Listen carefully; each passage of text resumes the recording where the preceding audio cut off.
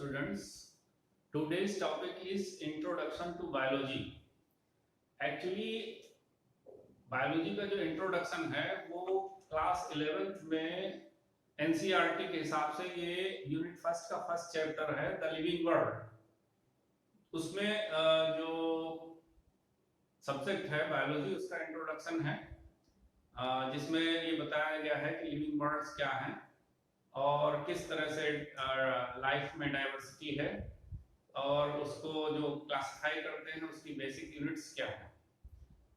ये चैप्टर जो बीएससी के स्टूडेंट्स हैं उनके लिए भी जस्ट रिवीजन के तौर पे दिया जाता है और फर्स्ट चैप्टर उनका भी इंट्रोडक्शन टू बायोलॉजी होता है। तो सबसे पहले बात करते हैं व्हाट इज बायोलॉजी। ये जो बायोलॉजी टर्म है this was given by Lamarck and Treviranus in 1802।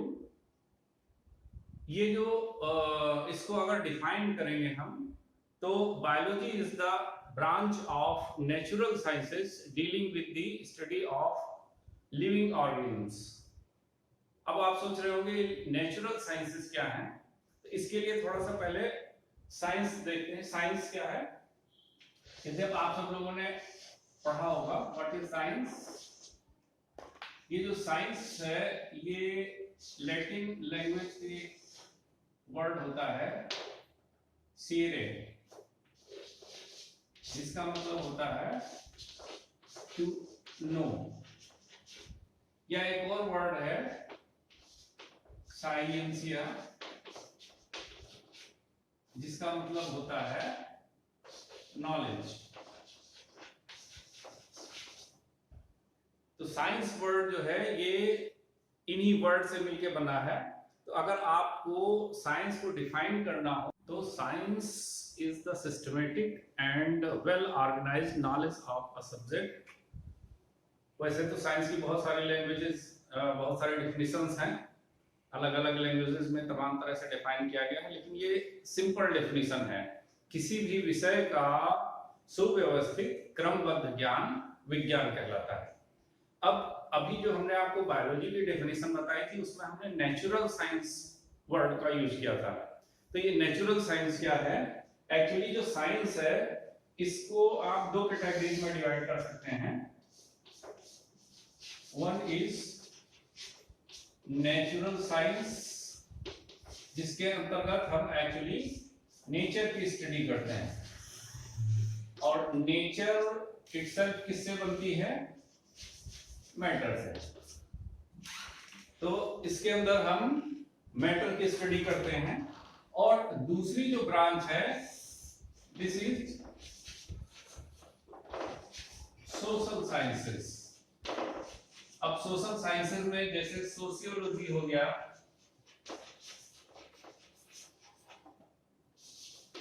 Civics हो गया,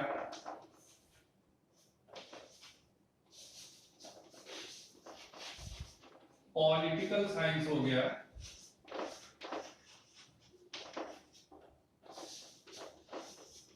इकोनॉमिक्स हो गया एंड सो ऑन, तमाम सारे ऐसे सब्जेक्ट हैं। ये ऐसे सब्जेक्ट हैं जो ह्यूमंस के लिए होते हैं। नेचर का इन सब्जेक्ट से कोई लेना देना नहीं होता है। फॉर एग्जांपल पॉलिटिकल साइंस की बात करें, पॉलिटिकल साइंस या राजनीति विज्ञान में आप राजनीति की स्टडी करते हैं। अब नेचर का राजनीति से कोई लेना देना नहीं है। इसी तरह से इकोनॉमिक्स, नेचर लाभ हानि नहीं देखती, लाभ हानि कौन देखता है, ह्यूमंस देखते हैं, इंसान देखते हैं। तो ये वो सब्जेक्ट्स होते हैं, वो साइंस होती हैं जो ह्यूमंस के लिए होती हैं और ह्यूमंस के द्वारा बनाई जाती हैं। नेचर का इससे कोई लेना देना नहीं होता है। अब नेचुरल साइंसेस में हम किसकी स्टडी करते हैं, मैटर की। और नेचुरल साइंसेस में हम जानते हैं मैटर, आप भी जानते होंगे। मैटर बेसिकली दो तरह का होता है,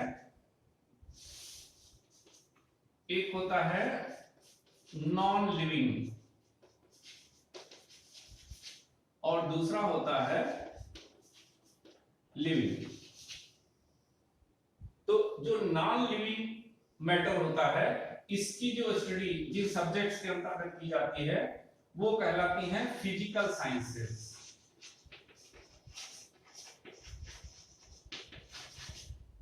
जैसे कि फिजिक्स, केमिस्ट्री,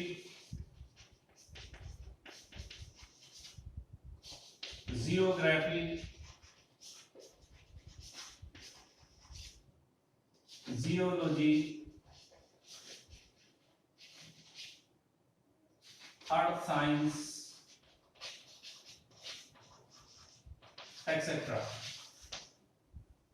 तो इन फिजिकल साइंसेस के अंतर्गत हम किसकी स्टडी करते हैं? नॉन लिविंग मैटर की। और जो लिविंग मैटर होता है इसकी जो स्टडी होती है ये होती है बायोलॉजिकल साइंस के अंतर्गत, या इसको साइंस ऑफ लाइफ भी कहते हैं। अब बायोलॉजिकल साइंस में जब आप ब्रॉडली देखेंगे तो जो लिविंग मैटर है इसकी बेसिकली दो कैटेगरीज कर दी गई हैं। पहली कैटेगरी की जो स्टडी है उसमें एनिमल्स आते हैं, तो एनिमल्स की जो स्टडी करी जाती है वो जूलॉजी कहलाती है। बायोलॉजी की वो ब्रांच जिसके अंतर्गत आप एनिमल्स की स्टडी करते हैं, और दूसरी बॉटनी कहलाती है जिसके अंतर्गत आप प्लांट्स की स्टडी करते हैं। अब ये एनिमल प्लांट्स क्या है, इनके बीच क्या डिफरेंस है ये हम आगे पढ़ेंगे। इसके अलावा अभी रिसेंटली इसकी और भी बहुत सारी ब्रांचेस होती चली गई हैं बायोलॉजिकल साइंस में या बायोलॉजी की, जैसे कि सेल बायोलॉजी या साइटोलॉजी जिसको कहते हैं, जेनेटिक्स है, मॉलिक्यूलर बायोलॉजी है,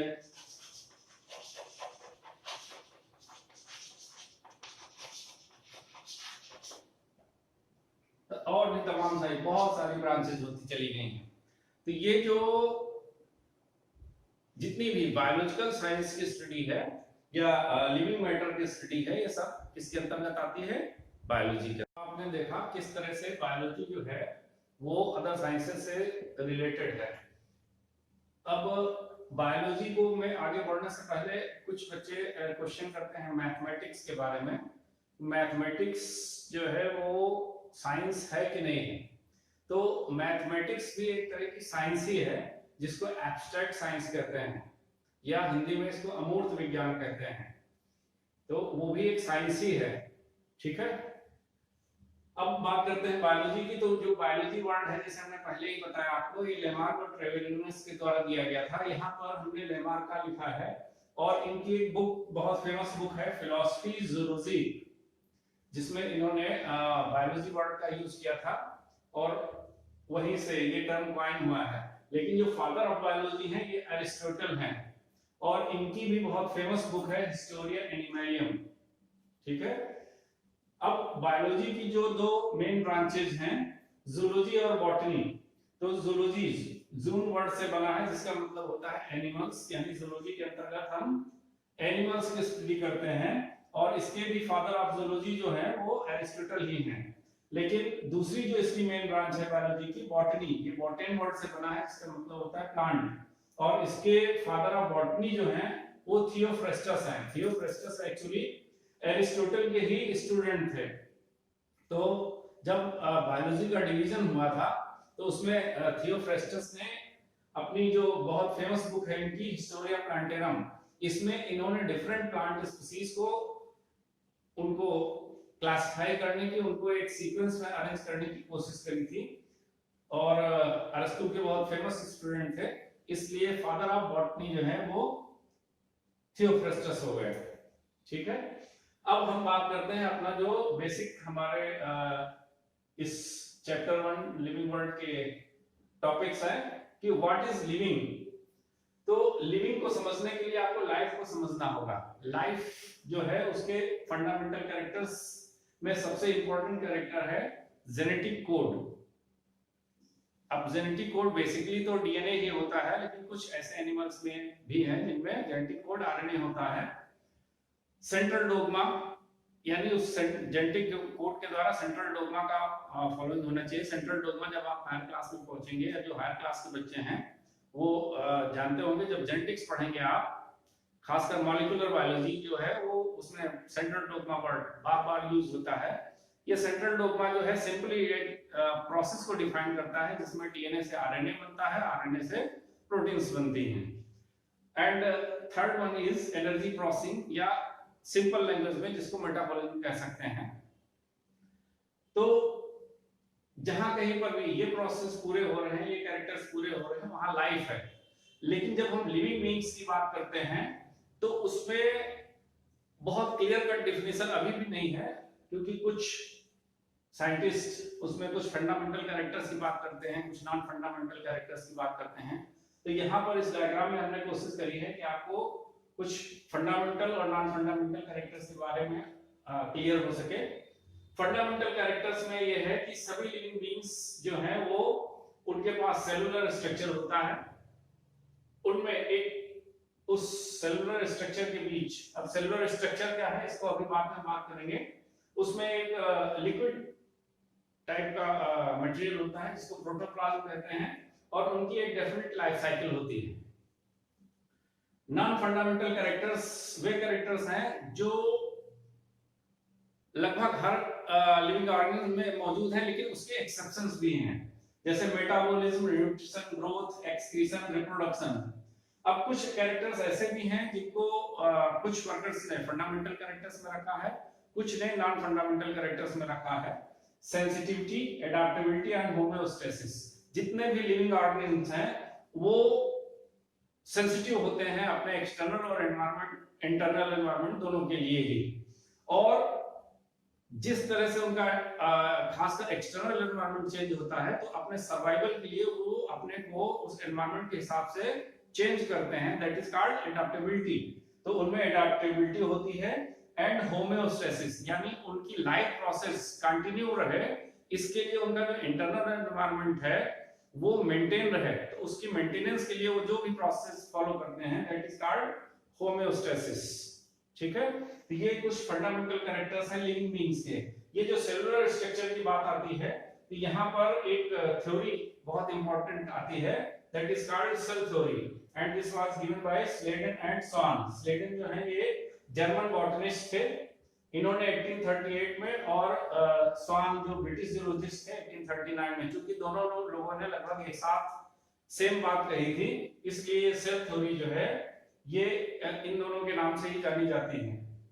इस थ्योरी की जो सबसे इंपॉर्टेंट बात है, that is the cell is the basic structural and functional unit of a living, यानी कोई भी जीवधारी जो होगा उसके पास जो उसकी फंक्शनल यूनिट होगी, स्ट्रक्चरल यूनिट होगी, वो सेल होगी।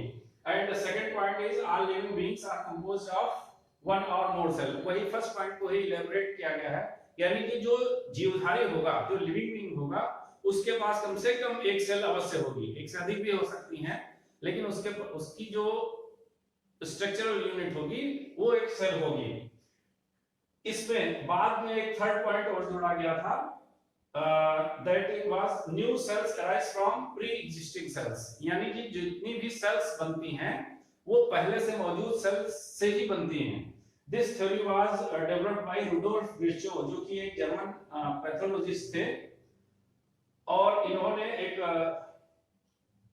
सेंटेंस दिया था, that is omnis cellula is cellula, जिसका मतलब ये होता है कि जो न्यू सेल्स हैं उनका जो जनरेशन है वो प्री एग्जिस्टिंग सेल से होता है।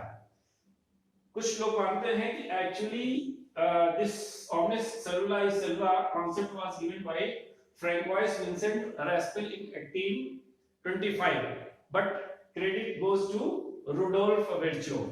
ठीक है, तो ये फंडामेंटल कैरेक्टर्स और नॉन फंडामेंटल कैरेक्टर्स हुए लिविंग ऑर्गेनिज्म्स के। अब यहाँ पर एक शॉर्ट में आप समझ लीजिए कि जो सेलुलर स्ट्रक्चर की बात करते हैं, तो सेलुलर स्ट्रक्चर में जो किसी भी स्ट्रक्चर को सेल कब कहेंगे, तो उसके लिए तीन बेसिक कैरेक्टर्स होने चाहिए।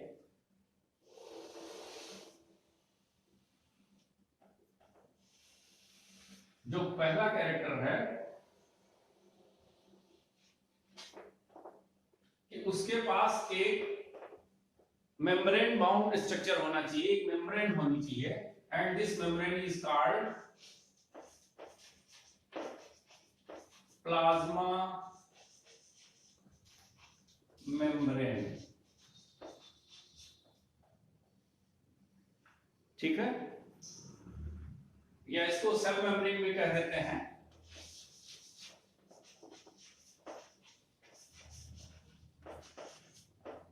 Another word, plasma lemma,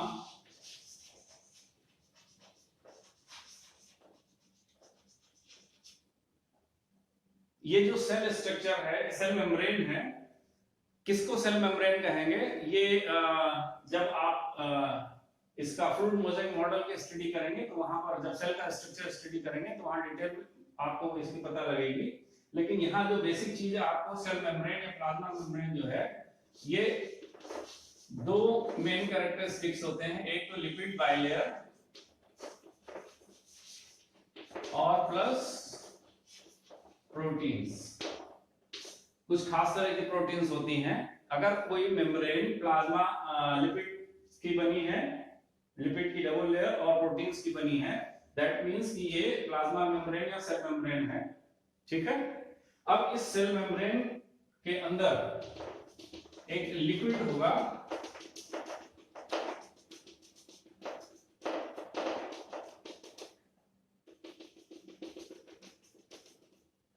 ये लिक्विड जो है, इसमें ये एक्चुअली जो मॉलिक्यूल्स होते हैं, कुछ खास तरह के मॉलिक्यूल्स से मिलकर बनता है, जिनको कहते हैं बायोमॉलिक्यूल्स। और इसके साथ साथ प्रोटोप्लाज्म में ही कुछ खास तरह के ऑर्गेनल्स भी पाए जाएंगे, जिनको कहते हैं सेल ऑर्गेनल्स। तो प्रोटोप्लाज्म एक्चुअली क्या है? Biomolecules plus cell organelles, and these two things compose the protoplasm, and this is the second important character of a cell. पहला कैरेक्टर क्या हो गया? सेल मेम्ब्रेन या प्लाज्मा मेम्ब्रेन, और दूसरा प्रोटोप्लाज्म। थर्ड जो इंपॉर्टेंट कैरेक्टर है, एंड वो लाइफ का इंपॉर्टेंट कैरेक्टर है, and that is the presence of a genetic material.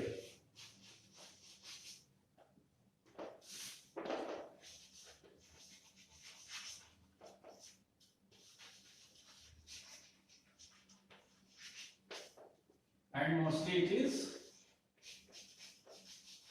DNA, ठीक है। तो ये तीन बेसिक चीजें हैं। अगर किसी स्ट्रक्चर के पास and it is showing some of these characters of living organism, then it is a cell and living cell, ठीक है। तो ये इस तरह से शब्द थ्योरी जो है वो कंटिन्यू होती है। अब बात करते हैं diversity in the living world. अब लिविंग वर्ल्ड जो है, आप बहुत सारे एनिमल्स से, बहुत सारे प्लांट्स आप देख चुके होंगे, क्योंकि बचपन से ही आपने कुत्ता देखा होगा, कुछ कीड़े मकोड़े देखे होंगे, कुछ इंसेक्ट्स देखे होंगे, कुछ छोटे पौधे देखे होंगे, आपके घर में सब्जियां आती होंगी, कुछ पत्तेदार सब्जियां आती होंगी, कुछ फल आते होंगे, आपने बड़े बड़े पेड़ भी देखे होंगे, कुछ लोगों ने जंगल भी देखे होंगे। अब आप लोग ये भी जानते होंगे कुछ ऐसे एनिमल्स भी हैं जो माइक्रोस्कोपिक होते हैं, जिनको नेकेड आई से नहीं देखा जा सकता है। तो इतनी ज्यादा डाइवर्सिटी है लाइफ में। This is all, this thing is called diversity, biodiversity. Recently जो वर्ड इस्तेमाल होता है डाइवर्सिटी के लिए, एंड दैट इज बायोडाइवर्सिटी। बहुत बातें हो रही हैं आजकल इस पे, कंजर्वेशन ऑफ बायोडाइवर्सिटी, बायोडाइवर्सिटी खत्म हो रही है। तो इसको और डिटेल में आप, जब आप बायो कंजर्वेशन या कंजर्वेशन के बारे में पढ़ेंगे तो वहां डिटेल में पढ़ेंगे।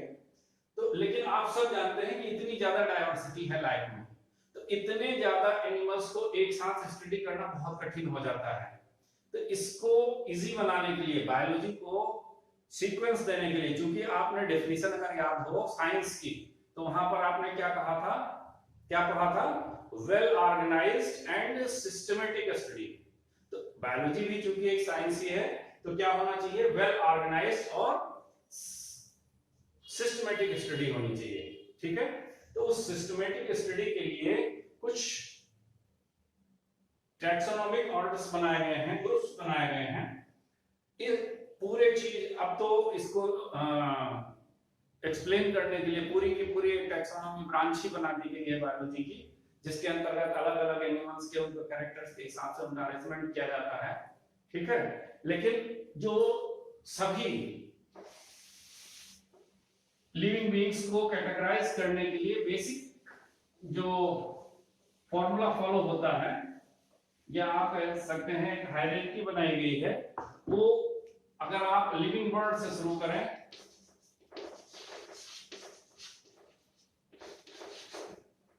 जिसमें कि सब पूरे लिविंग एनिमल्स आते हैं। इसके बाद क्या आता है, इनको अलग अलग किंगडम्स में डिवाइड किया गया है। अलग अलग किंगडम्स को फाइलम्स को क्लास में, क्लास को ऑर्डर में, ऑर्डर्स को जीनस में, जीनस कुछ फैमिलीज भी आ जाती हैं बीच में, और स्पीसीज। तो ये जो स्पीसीज है ये की मानी गई है ऑल द टैक्सोनॉमिक ऑर्डर्स, ठीक है। टैक्सोनॉमिक हायरार्की में स्पीसीज जो है वो की पॉइंट माना गया है। तो इसके बारे में अभी आप और डिटेल में पढ़ेंगे जब आप क्लासिफिकेशन पढ़ेंगे, ठीक है। लास्ट जो पॉइंट है इस चैप्टर में, दैट इज टैक्सोनॉमिक एड्स। ये जो टैक्सोनॉमी हम पढ़ते हैं, अलग अलग एनिमल्स को अरेंज करते हैं कि वो प्लांट है कि एनिमल है, फिर एनिमल है तो किस फाइलम का है, किस ऑर्डर का है। अब इसमें अभी और फर्दर डिवीजन्स हो जाते हैं। हर क्लास में जब आप जाएंगे तो फैमिलीज, फिर सब फैमिलीज, इवन फाइलम में सब फाइलम, क्लास में सुपर क्लास, इंफ्रा क्लास, तमाम सारे डिवीजन्स हो जाते हैं, ताकि एक सिस्टमेटिक वे में एनिमल्स की स्टडी हो सके, ठीक है। तो ये जो टैक्सोनॉमिक एड्स हैं, ये सब स्टडी कैसे हो पाएंगी, कैसे जो एनिमल्स हमारे सामने नहीं है लेकिन फिर भी उनको कहीं अरेंज करना है या उनके बारे में जानना है, तमाम सारे टैक्सोनॉमिक एड्स हैं। इसमें हर्बेरियम है, जैसे प्लांट्स के लिए हर्बेरियम बना ली जाती हैं, एनिमल्स के लिए म्यूजियम स्पेसिमेंस बना लिए जाते हैं, स्लाइड्स बना ली जाती हैं। इसके अलावा जो इंस्टीट्यूट स्टडी करनी होती है तो उसके लिए जूलॉजिकल पार्क्स हैं, बॉटनिकल गार्डन्स हैं, ठीक है। तो इस तरह से ये सब ऐसे तमाम सारे कैटलॉग्स मौजूद हैं, तमाम सारे जो साइंटिस्ट ने हैं, तमाम सारे ऐसे सीक्वेंस बनाए हैं जिनको कीज कहते हैं, जिसके आधार पर आप किसी स्पीसीज को आइडेंटिफाई कर सकते हैं। कोई एनिमल आपको मिलता है जो लगता है कि भाई किस फाइलम में होगा, किस क्लास का होगा, किस ऑर्डर का होगा, तो उसको डिफाइन करने के लिए अलग अलग ग्रेड्स बनाए गए हैं, पॉइंट्स बनाए गए हैं। पॉइंट्स के आधार पर आप उसको आइडेंटिफाई कर सकते हैं, जिसको कीज कहते हैं, ठीक है। तो ये सभी जो चीजें हैं ये टैक्सोनॉमिक एड्स में आती हैं, ठीक है।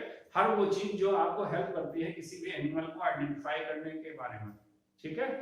तो ये बेसिक पॉइंट्स हैं आपके जो फर्स्ट चैप्टर है द लिविंग वर्ल्ड, इसके बारे में। अब लास्ट में जो सबसे इंपॉर्टेंट क्वेश्चन आता है, that is why we study biology. तो भाई बायोलॉजी तो जो आप सीधे, मैं नहीं कहता कि अदर साइंसेज जो है वो इम्पोर्टेंट नहीं है, लेकिन बायोलॉजी तो सीधे आपसे जुड़ी है। पूरी की पूरी बायोलॉजी आप पे ही डिपेंड करती है, यानी कि ह्यूमंस पे डिपेंड करती है।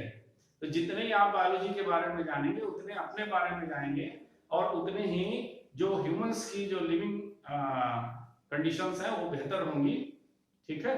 तो इसलिए बायोलॉजी इंपॉर्टेंट है। Thank you.